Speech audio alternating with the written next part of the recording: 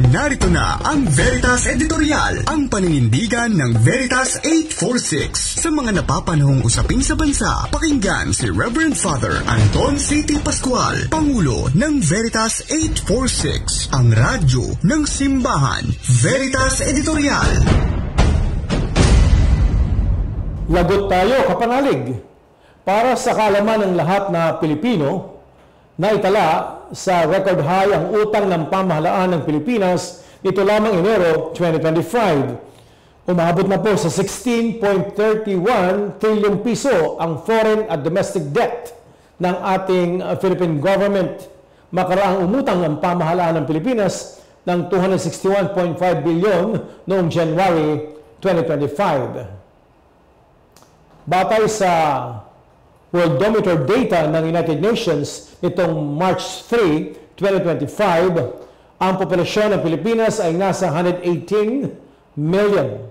Ibig sabihin, kapanalig, sa kabuang 16.31 trillion pisong utang ng gobyerno, ang bawat Pilipino ay merong utang na 1.4 milyong piso.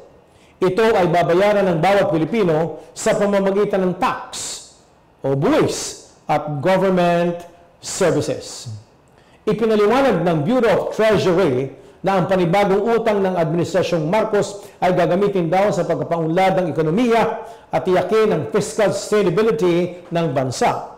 Sa nakarang buwan ng Enero 2025, umabot sa 11 trillion piso ang domestic debt kung saan tumaas ito sa 153.7 billion piso o 1.4% mula December 2024. Abay kapanalig, ang foreign debt naman ng pamahalaang Pilipinas ay pumalo ng 5.2 trillion piso na tumaas ng 107.8 billion piso mula December 2024. Ang pagtaas ay dahil sa 59.3 billion piso net foreign loan borrowings at karagdagang 46.5 billion pisong bunsod naman ng mababang halaga ng piso kontra sa dolyar.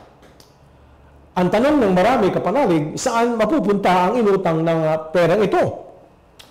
Abay napag-alaman sa data ng Bureau of Treasury na ang 13.79 trillion piso ay mula sa debt securities o commercial borrowings at ang 2.52 trillion piso ay sa pamamagitan ng loans. Hindi pa natatapos ang pangungutang kapanalig base sa mga dokumento ng kinikwestyong General Appropriations Act of 2025 o ang tinatawag nating 2025 National Budget. Ang outstanding debt o utang ay papalo o aabot pa ng 17.35 trillion pisong bago matapos ang taong 2025. 11.98 trillion piso ang uutangin sa locally at natitirang 5.3 trillion piso ay manggagaling sa external sources o sa mga dayuhang mamamahunan. Kapanalig, nalito ka na ba sa mga numero? Sa halos 3 taong panunungkulan ni Pangulong Ferdinand Marcos Jr., may nakikita, may nararamdaman ba kayong makabuluhan at kapaki-pakinabang na proyekto at programa?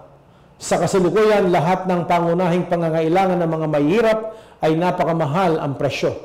Dumarami ang mga Pilipinong nagdarahok sa buhay habang nagtatamasa naman ang mga nasa kapangyarihan. Bago magsimulang manungkulang ang dating Pangulong Rodrigo Duterte ay ang foreign at domestic debt ng Pilipinas ay nasa 6.6 trillion piso lamang. Ngunit matapos ang 6 na taong termino ni Duterte, ang utang ng Pilipinas ay umabot na sa 13.8 trillion piso. Sa 6 na taong panunungkulan, 7.2 trillion piso ang napangutang ng dating Pangulong Duterte. Ang Pangulong Marcos naman, mahigit 3 trilyon na ang utang sa loob ng 3 taon. Makakaahon at makakabangon pa ba tayong mga Pilipino kapanalig? Napakalaki na ng utang ng pamahalaan ng Pilipinas. Sabihin nating 30% dito ay napunta lamang sa korupsyon. Kaya tayong 99% ay lalong lubog na sa kahirapan. Baon na sa mga utang. Sa Pilipinas, kakaiba ang paligsahan kapanalig. Ito ay paligsahan sa pagkamal ng salapi. Kaya pinapaalalahanan tayo sa Timoteo 6:17 hanggang 19.